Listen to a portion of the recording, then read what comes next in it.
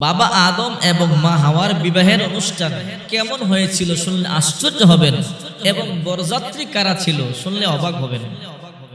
আল্লাহ পাক রব্বুল আলামিন যখন বাবা আদমকে বানালেন, বাবা আদমকে বানাই আল্লাহ পাক রব্বুল আলামিন জান্নাতের মধ্যে রাখলেন, বললেন আদম জান্নাতের মধ্যে তুমি বসবাস করো, খাও পান করো, রে আদম জান্নাতের মধ্যে ঘোরাফেরা করো, আনন্দ করো, ফুর্তি করো। বাবা আদম দেখলেন জান্নাতের মধ্যে আর কেউ নেই, একা একা।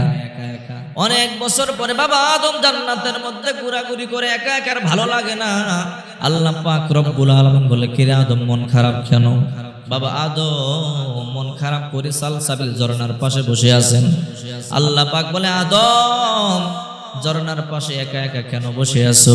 আল্লাহ পাক রব্বুল আলামিন কিন্তু সব জানেন, তারপরও বলে, আদম রে মন খারাপ কেন? আদম বলে, আল্লাহ জান্নাতের মধ্যে একা একা আমার ভালো লাগে না, একটা সঙ্গিনী দরকার। আল্লাহ পাক রব্বুল আলামিন বলে, আদম তুমি টেনশন করবা না রে আদম, চিন্তা করবা না, আমি আল্লাহ তোমার জন্য সঙ্গিনী বানিয়ে দেব। বাবা আদম ঘুমিয়ে আছেন, ঘুমের মধ্যে আল্লাহ পাক রব্বুল আলামিন বাম পাজরের বাঁকা হাড় দিয়ে মা হাওয়া আলাইহিস সালামকে বানাইলেন। মা হাওয়াকে বানাইয়া আল্লাহ পাক রব্বুল আলামিন জান্নাতের পার্লার থেকে সাজাইয়া সুন্দর শাড়ি পরাইয়া ঘুমটা দিয়া আল্লাহ পাক রব্বুল আলামিন আদমের বাম পাশে ডান পাশে ঘুম বসায়া রাখলেন। বাবা আদম ঘুম থেকে জাগলো, ঘুম থেকে জেগে দেখে ডান পাশে একটা সুন্দরী যুবতী বসা। বাবা আদম দেখে আশ্চর্য হয়ে গেল, এমন সুন্দরী যুবতী জীবনে কোনোদিন দেখি নাই। বাবা আদম ধরবার জন্য হাত বাড়ায়। আল্লাহ বলে, সাবধান আদম ধরবা না। বলে, কেন? আল্লাহ এটা কার জন্য বানাইছো? তোমার জন্যই বানাইছো, তো আমার জন্য বানাইলে ধরবো না কেন? আল্লাহ বলে, আদম এখনো পর্যন্ত বিয়ে হয় নাই, বিয়ে হবে, এরপরে ধরবা, বাসর করবা। আদম বলে, আল্লাহ তাহলে বিয়ের কাজটা বাকি রাখছেন কেন? বিয়ের কাজটাও আগে সেরে ফেলতেন। আল্লাহ বলে, আদম তুমি তো মোহরানা দাও নাই, মোহরানা আদায় করবা, তারপরে বিয়ে হবে। আদম, হে আদম স্পর্শ করবার আগে মোহরানা লাগবে। আদম বলে, আল্লাহ মোহর আবার কি? আল্লাহ পাক রব্বুল আলামিন বলে, টাকা পয়সা ধন সম্পদ। রে আদম ঠিক আছে, এক কাজ করো। বলে, কি কাজ? আদম বলে, আল্লাহ এই জান্নাতের মধ্যে টাকা পয়সা কই পাবো? আল্লাহ বলে, সল্লি আলা মুহাম্মাদিন সালাসা মাররাত, আমার বন্ধু মুহাম্মদ সাল্লাল্লাহু আলাইহি ওয়াসাল্লামের উপরে 3 বার দুরূদ শরীফ পাঠ করো, তোমার মোহরানা আদায় হয়ে যাবে। সুবহানাল্লাহ। আদম হাওয়ার বিয়ের মোহরানা আদায় হয় আমাদের নবীর নাম নিয়ে। রাসূলের উপরে 3 বার দুরূদ শরীফ পাঠ করবার পরে মোহরানা আদায় হয়ে গেছে। আল্লাহ তাআলা 4 নাম্বার পারা সূরা নিসার মধ্যে আল্লাহ তাআলা এই বিধানটা উম্মতি মুহাম্মদী সহ গোটা মুসলমানদের জন্য ফরজ করে দিয়েছেন। ওয়াতুন নিসাআ সাদাকাতিহিন্না নিহিলা ফাইন তিবনা লাকুম আন শাইইন মিনহু নাফসান ফাকুলুহু হানিআম মারিআ। তোমরা তোমাদের বিবিদেরকে মোহর দিয়ে দাও, তবে হ্যাঁ যদি তারা কিছু অংশ তোমাদেরকে দেয় তাহলে তোমরা তা ভক্ষণ করতে পারো, নিতে পারো, কিন্তু মোহর দেওয়া লাগবে, মোহর দেওয়া ফরজ। এমনও বুড়া চাচা আছে, বুড়া দাদা আছে, বিবাহের 50, 60, 70 বছর হয়ে গেছে, নাতিপুতি হয়ে গেছে, এখনো পর্যন্ত মোহর আদায় করে নাই। মোহর আদায় করতে হবে, আল্লাহর বিধান ফরজ। যদি কেউ লঙ্ঘন করে, মোহর আদায় না করে মারা যায়, কিয়ামতের ময়দানে আল্লাহর কাঠগড়ায় তাকে দাঁড়াতে হবে। কারণ মোহর দেওয়া তো ফরজ। আপনি ফরজ বিধান লঙ্ঘন করলে আল্লাহর দরবারে আপনাকে দাঁড়াতেই হবে। আহারে কত টাকা কত দিকে খরচ করে, কিন্তু স্ত্রীর মোহরটা আদায় করে না। এমন স্বামী অনেক আছে, এমন দাদা অনেক আছে। মোহর আদায় করে ফেলবেন, যদি মোহর আদায় না করেন কিয়ামতের ময়দানে অবশ্যই আপনাকে হিসাব দিতে হবে, জাহান্নামে যেতে হবে। এই জন্য আল্লাহ পাক রব্বুল আলামিন বলে, আদম তুমি 3 বার আমার নবীর উপরে দুরূদ পড়ো। যদি 3 বার আমার নবীর উপরে দুরূদ পড়তে পারো, আমি আল্লাহ তাআলা তোমার মোহরানা আদায় করে দেব। মোহর আদায় হয়ে গেছে।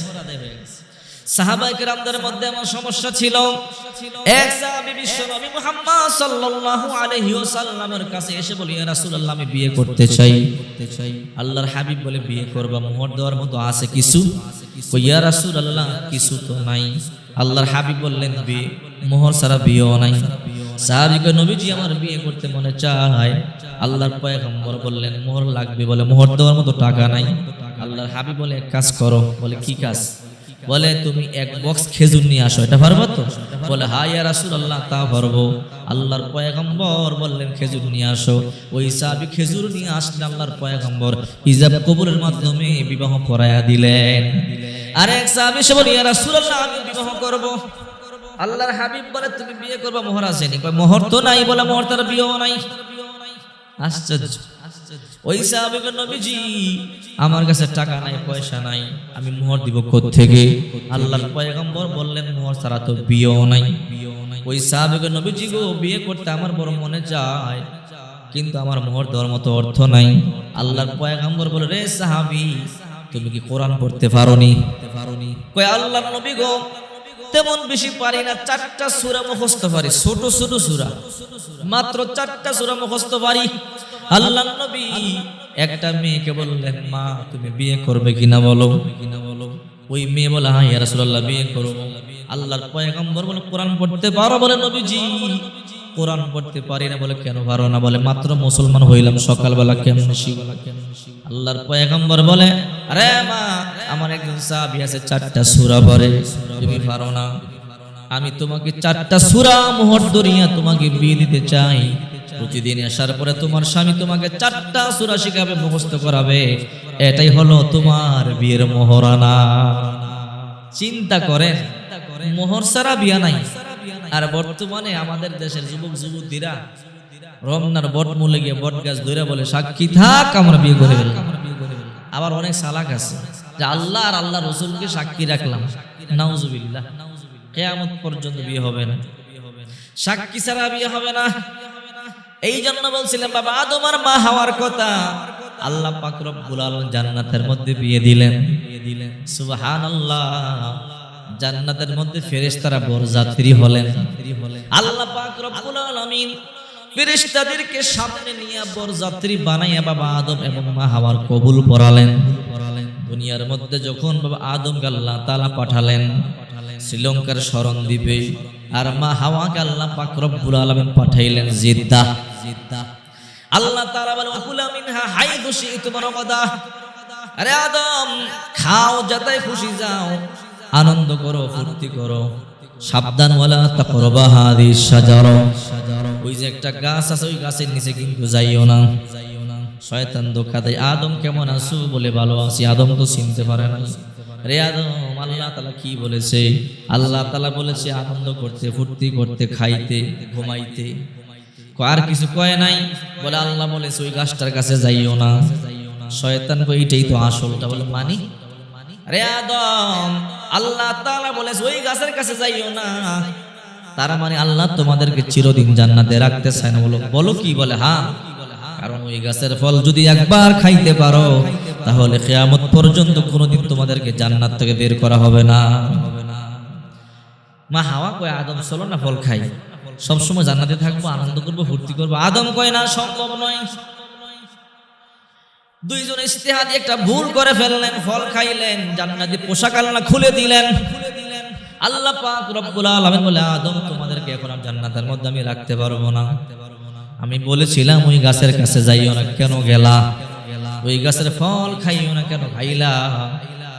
আল্লাহ তাআলা জান্নাতি পোশাক খুলে ফেললেন। দুইজনকে দুনিয়াতে প্রেরণ করে দিলেন। বাবা আদমকে শ্রীলঙ্কার শরণ দ্বীপে, মা হাওয়াকে সৌদি আরবের জেদ্দার মধ্যে আল্লাহ তাআলা পাঠিয়ে দিলেন। একদিন নয়, 2 দিন নয়, দুইজন 350 বছর পর্যন্ত কান্না করলেন, আল্লাহ আমাদের দুইজনকে আবার মিলায় দাও। 350 বছর কান্না করতে করতে সৌদি আরবের মক্কাতুল মুকাররমা থেকে 20 কিলোমিটার দূরে একটা ময়দান আছে, আরাফার ময়দান। যেই ময়দানে না গেলে হাজীদের হজ হবে না। আরাফার ময়দানটা অত্যন্ত দামি একটা জায়গা। এই জায়গার মধ্যে অবস্থান করা হাজীদের জন্য ফরজ। যদি কোনো হাজি আরাফার ময়দানে না যায় তার হজ হবে না। রাসূল করিম সাল্লাল্লাহু আলাইহি ওয়াসাল্লাম বলেন, আল হাজ্জু আরাফা, আল হাজ্জু আরাফা, আল হাজ্জু আরাফা, আরাফাই হইল হজ। 350 বছর বাবা আদম মা হাওয়া কান্নাকাটি করবার পরে এই আরাফার ময়দানে দুইজনের সাক্ষাৎ হয়ে যায়। আরাফার ময়দানে সাক্ষাৎ হওয়ার কারণেই এই ময়দানের নাম হয়ে যায় আরাফার ময়দান। আরাফা শব্দের অর্থ পরিচিতি লাভ করা। তো দুইজনের পরিচয় হয়েছে, এই জন্য এই ময়দানটার নাম হইল আরাফার ময়দান। আল্লাহর হাবিব বিশ্বনবী মুহাম্মদ সাল্লাল্লাহু আলাইহি ওয়াসাল্লাম বলেন, এই আরাফার ময়দানটাই হবে হাসরের মাঠ। এই আরাফার ময়দানেই আল্লাহ তাআলা বিচার করবে। আহারে যখন আমি এই বছর হজে গেলাম, আরাফার ময়দানে যখন গেলাম, আহারে যোহরের পরে হাজিরা তাবু থেকে বের হয়ে যায়। যোহরের পর থেকে মাগরিবের সূর্য ডুবার আগ পর্যন্ত একটু সময় আরাফার মধ্যে অবস্থান করা ফরজ। যখন যোহরের সময় হয়ে গেল, নামাজ পড়ে খাবার খেয়ে প্রত্যেকটা হাজি তাবু থেকে বের হয়ে আরাফার ময়দানে আসমানের দিকে হাত তুলে চোখের পানি ছাড়িয়ে কান্না শুরু করছে। আমি দেখেছি এমন একটা হাজি নাই যেই হাজির চোখগুলো বায়া বায়া পানি পড়ে না, প্রত্যেকটা হাজির চোখগুলো বায়া বায়া পানিগুলো পড়তেছিল। রাসূল করিম সাল্লাল্লাহু আলাইহি ওয়াসাল্লাম বলেন, আরাফার ময়দানটা এমন ময়দান, আল্লাহ তাআলা ওই দিন যত বান্দা বান্দিকে ক্ষমা করেন এই পরিমাণ আর কোনোদিন ক্ষমা করে না। রাসূল করিম সাল্লাল্লাহু আলাইহি ওয়াসাল্লাম বলেন, সিয়ামু ইয়াউমি আরাফা আহতাসিবু আলাল্লাহ আইয়ুকাফিরু সানাতাল্লাতী ক্বাবলাহু ওয়া সানাতাল্লাতী বাদাহু। আল্লাহর হাবিব বলেন, এই আরাফার দিনের রোজাটা আল্লাহর কাছে এত দামি, আল্লাহ তাআলা 1 বছর আগের 1 বছর পিছনের গুনাহ মাফ করে দেয়। হাজিরা চোখের পানিগুলো সারিয়ে কান্না করে। জিজ্ঞাসা করলাম, হাজি আরাফার ময়দানে চোখের পানি সারিয়ে আপনি কেন কাঁদেন? বলে, হুজুর এই তো সেই আরাফার ময়দানে হাসরের মাঠ হবে, এই হাসরের ময়দানে একদিন দাঁড়াইতে হবে। আল্লাহর কাছে শুকরিয়া আদায় করি, আল্লাহ তাআলা আমাদেরকে এই মাঠের মধ্যে আসার তৌফিক দিছে। আল্লাহর কাছে কান্নাকাটি করি, আজকে যেমন ইজ্জত দিয়া সম্মান দিয়া এই আরাফার ময়দানে আসার তৌফিক দান করেছেন, কিয়ামতের ময়দানেও যেন ইজ্জতের সহিত আরাফার ময়দানে উঠায়। বাবা আদম আর মা হাওয়াকে আল্লাহ তাআলা বানাইলেন বড় মুহাব্বত করে, বড় ভালোবাসা। ফেরেশতারা বলছিল, আল্লাহ তাআলা আদম সন্তানকে আপনি বানায়েন না, দুনিয়াতে গিয়ে নাফরমানি করবে, মারামারি করবে, কাটাকাটি করবে। আল্লাহ পাক রব্বুল আলামিন বলেন, ওয়াইদ ক্বালা রাব্বুকা লিল মালাইকাতি ইন্নী জাইলুন ফিল আরদি খলিফা। ফেরেশতারা, দুনিয়াতে আমি আদম সন্তানকে পাঠাবো, আদম সন্তানকে দুনিয়াতে পাঠাবো, প্রতিনিধি পাঠাবো, আমি আদম সন্তান তৈরি করব। ফেরেশতারা বলে, আল্লাহ ক্বালু আতাজআলু ফিহা মান ইউফসিদু ফিহা ওয়া ইয়াসফিকুদ দিমা ওয়া নাহনু নুসাব্বিহু বিহামদিকা ওয়া নুকদ্দিসু লাক। আল্লাহ কেন বানাবেন? দুনিয়ায় গিয়ে মারামারি করবে, কাটাকাটি করবে, রক্ত ফাসাদ ঘটাবে। আমরাই তো আপনার ইবাদত বন্দেগী করি, আমরাই তো আপনার মুহাব্বত করি, তাসবিহ জপি। এই আদম সন্তানকে দুনিয়াতে কেন বানাবেন? আল্লাহ পাক রব্বুল আলামিন বলে, ফেরেশতারা, ক্বালা ইন্নী আ'লামু মা লা তা'লামুন। আরে ফেরেশতারা, আমি যা জানি তোমরা তা জানো না, আমি আল্লাহ যা জানি তোমরা তা জানো না। বড় মুহাব্বত করে আল্লাহ পাক রব্বুল আলামিন আদম সন্তানকে বানাইলেন, আদমকে বানাইলেন। কেমনে বানাইছে শুনলে অবাক হবেন। কত সময় নিয়ে বানাইছে? এই পৃথিবীটা মাত্র 6 দিনে বানাইছে। 7 আসমান 7 জমিন আরশ কুরসি লৌহ কলম যা কিছু দেখেন মাত্র 6 দিনে বানাইছে। আর এই আদমকে আল্লাহ তাআলা 120 বছর সময় লাগায় বানাইছি। আল্লাহ পাক রব্বুল আলামিন বলে, জিবরাইল দুনিয়াতে যাও, মাটি নিয়ে আসো, আমি আমার আদম বানাবো। জিবরাইল দুনিয়াতে আসলেন, মাটি ধরে, মাটি কয়, জিবরাইল আল্লাহর দোহাই হাত দিও না। কেন হাত দিব না? যে মাটি দিয়ে আদম বানাবে, ওই আদম আমার বুকে দাঁড়াইয়ে নাফরমানি করবে, আমি সহ্য করতে পারবো না। আল্লাহর কাছে জিব্রাইল ফিরে গেল। আল্লাহ পাক বলে, রে মিকাইল তুই যা। মিকাইল আসলেন, মাটি ধরলেন। মাটি বলে, রে মিকাইল আল্লাহর দোহাই হাত দিও না। বলে কেন? বলে যেই মাটি দিয়ে আদম বানাবে ওই আদম নাফরমানি করবে, আমি সহ্য করতে পারবো না। মিকাইল চলে গেলেন। আল্লাহ বলে, রে ইসরাফিল তুমি যাও মাটি নিয়ে আসো। ইসরাফিল মাটি নেওয়ার জন্য দুনিয়াতে আসলেন। মাটিতে হাত দেয়। মাটি বলে, রে ইসরাফিল আল্লাহর দোহাই হাত দিও না, কারণ এই মাটি দিয়ে আদম বানাবে। আদম যখন আমার বুকে দাঁড়াইয়ে নাফরমানি করবে, আমি মাটি সহ্য করতে পারবো না। চলে গেছে। 3 ফেরেশতা চলে গেছে। আল্লাহর কাছে গিয়ে বলে, আল্লাহ আমরা মাটি আনতে পারি না, মাটি তোমার দোহাই দে, কেমনে আনি? আল্লাহ বলে, রে মালাকুল মাউত আজরাইল তুই যা, তুই গিয়ে মাটি নিয়ে আয়। মালাকুল মাউত আজরাইল দুনিয়াতে চলে আসলেন। মালাকুল মাউত মাটির মধ্যে হাত দিল। 3 লাজিব ঠনঠনে এঁটেল মাটি। মাটি বলে, রে মালাকুল মাউত আজরাইল আমার গায়ে হাত দিও না। বলে কেন হাত দিব না? এই মাটি দিয়ে যে আদম সন্তান বানাবি ওই আদম নাফরমানি করবি, আমি মাটি সহ্য করতে পারবো না। মালাকুল মাউত বলে, রে মাটি তোর কথা আমি মানতে পারলাম না, কারণ যে আল্লাহ আমাকে হুকুম করেছে ওই আল্লাহ তোকেও বানাইছে আমাকেও বানাইছে। মাটি নিলেন। 3 লাজিব ঠনঠনে এঁটেল মাটি। এঁটেল মাটি দিয়ে তো কিছু হয় না। দেখবেন চৈত্র মাসে যখন জমির মধ্যে মাটি ফেটে থাকে, বাড়ি দিলে ধুলার মতো হয়ে যায়। এই মাটি দিয়ে তো কিছু হবে না। মাটি দিয়ে কিছু বানাইতে হলে মাটিকে নরম করতে হবে, কাদা বানাইতে হবে। আল্লাহ পাক রব্বুল আলামিন আসমানকে ডাক দিল, ইয়া সামা আমতিরি আলাইহি 40 সানা। রে আকাশ আমার মাটির উপরে 40 বছর পর্যন্ত বৃষ্টি ঢেলে দাও। 40 বছর পরে মাটি বৃষ্টি পাই হামাইম মাসনুন, ঠনঠনে এঁটেল মাটি হয়ে গেছে, একদম কাদা মাটি। এই কাদা মাটি দিয়া আল্লাহ পাক রব্বুল আলামিন বলল, রে ফেরেশতা আদমের লাশ বানাও। আদমের লাশ বানাইলেন, কিন্তু চেহারা কেমন হবে? আল্লাহ বলে, সাবধান, চেহারায় হাত দিবি না। আমি আল্লাহ আমার কুদরতি হাত দিয়া টিপা টিপা চেহারা বানায়া দিব। আল্লাযী খালাকাকা ফাসাওয়াকা ফাআদালাক ফি আইয়ি সূরাতিন মা শাআ রাক্কাবা। আল্লাহ যেমন চাইছে তেমন বানাইছে। আল্লাহ বলে, আমি সৃষ্টি করেছি, আমি সুষম করেছি, সুবিন্যস্ত করেছি। আহারে ইয়া আইয়ুহাল ইনসানু মা গররাকা বিরাব্বিকাল কারীম। হে আদম সন্তান, হে মানব জাতি, আমি আল্লাহ থেকে তোমাকে কে গাফেল রাখলো? কে মুখ ফিরে রাখছে? কেন? কারণ কি? এবার আল্লাহ পাক রব্বুল আলামিন নিজে আদমের চেহারা বানাইয়া দেহের সাথে লাগাইয়া দিছে। এবার কাদা মাটি ধরলে হাত ডেবে যায়। আল্লাহ সূর্যকে ডাক দেয়, ইয়া শামসু হাররিকি আলাইহি 40 সানা। সূর্যরে আমার আদমের উপরে 40 বছর পর্যন্ত তা দাও। সূর্য আদমের উপরে 40 বছর পর্যন্ত তা দিলেন, হিট দিলেন। 40 বছর পরে সলসলিন কাল ফাখর, আদম এবার ঠনঠনে হয়ে গেল, টোকা দিলেই বাজে। আল্লাহ তাআলা আদমের ভিতরে রূহ ঢেলে দিল।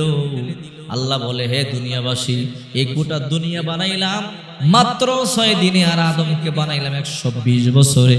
এই আদমকে আমি এত মোহাব্বত করি, আদম যখন একবার আল্লাহ বইলা আমারে ডাক দিবে, আদম সন্তান, আমি আল্লাহ 70 বার জবাব দিয়ে দিব। এই জন্য বলছিলাম, বাবা আদম এবং মা হাওয়ার বিয়ে থেকে আমাদের শিক্ষা হলো, 1 নাম্বার আমাদের মহারানা আদায় করতে হবে। যদি আপনি মহারানা আদায় না করেন, আপনার গুনাহ হবে, পাপ হবে, ফরজ তরক হবে, আপনি জাহান্নামে যাবেন। এই জন্য এখনো পর্যন্ত যারা মহারানা আদায় করেন না, আদায় করবেন, নতুবা আল্লাহর কাঠগড়ায় দাঁড়াতে হবে।